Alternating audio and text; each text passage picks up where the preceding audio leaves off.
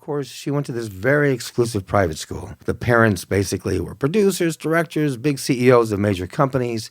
And I started going to some of the high school parties with her and meeting some of these parents and meeting some of these actors. And here I was, Richard Hatch, surfer boy, going to college, not knowing what he was going to do, sitting here in Hollywood, talking to all these actors, basically really being part of a world that I honestly thought was a million miles away. And of course, it was just 15 miles down the freeway. And I met this guy named Elliot Mintz. He had a radio show, and he was kind of producing this little act called Caesar and Cleo. And Caesar and Cleo turned out to be Sonny and Cher. Of course, later on, that act became highly successful. He used to invite me up to his house, bring a bottle of Chianti wine, come up and let's just talk. And he'd talk about everything, about life, philosophy, this, that. But he was just this amazing character that said to me, Richard, you should go to this acting class. And I said, I should go to this acting class. She says, yes, you should go to this acting class. Just show up there, do it for me. And so I decided to kind of suck it up and pull myself together, and I made my way over to the Eric Morris Actors Workshop.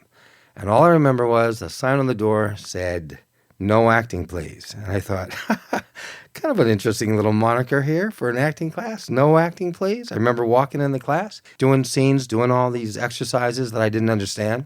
Saw people like Jack Nicholson hanging out. I saw people like the original Lolita, Sue Lyon, her husband, Hampton Francher, who wrote Blade Runner. But I felt like a little alien in this class. But I hung out because I saw people doing these incredible exercises where they had to really kind of overcome the fears, the insecurities, dealing with their emotions, learning how to express themselves, doing hypothetical monologues, dealing with their parents, their mother, their father, all this stuff that really kind of gave me a way out of this abyss that I was living in since the fourth grade, when I had a teacher shame me for bringing $2 to Olivera Street instead of $1.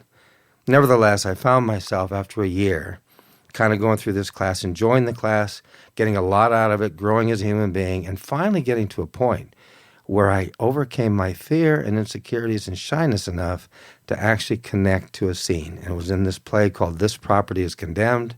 And all I remember is I had that epiphany, that experience I had in that oral interpretation class where I forgot the audience, I connected to the material, I connected to the other actor, and I had this magical experience that opened the door for me to become an actor. And of course, the rest is history. That opened the door for me to actually start going out and auditioning for plays, community theater. I started doing productions and having a great time. It just became something that kind of fed my soul, but had no illusion about becoming an actor or famous or making money.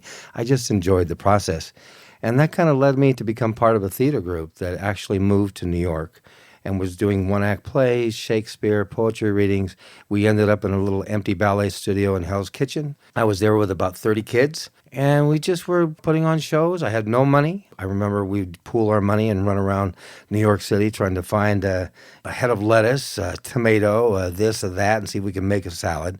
And then I remember auditioning for this show called All My Children, which was a famous soap opera that began in 1970. I remember auditioning multiple times. They kept bringing me back, holding me in, letting me audition with everybody. And I remember being incredibly nervous, but they just kept me for some reason and kept me reading with different actresses. And I slowly kind of relaxed and got more and more into it. And eventually, by the end of it, I found out that they wanted to test me. And I got the part. And All My Children opened up to my career. I ended up on a series called The Streets of San Francisco, replacing Michael Douglas. Here I am up on this show, and I'm doing the episodes, and along comes a friend of mine that I had probably auditioned a number of times with, Mark Hamill. And Mark Hamill came up and said hello, and I said, hello, how you been doing? And like all actors, we kind of catch up and shoot the breeze, wondering, what have you been doing? What have you been working on? And Mark says, I made this little movie.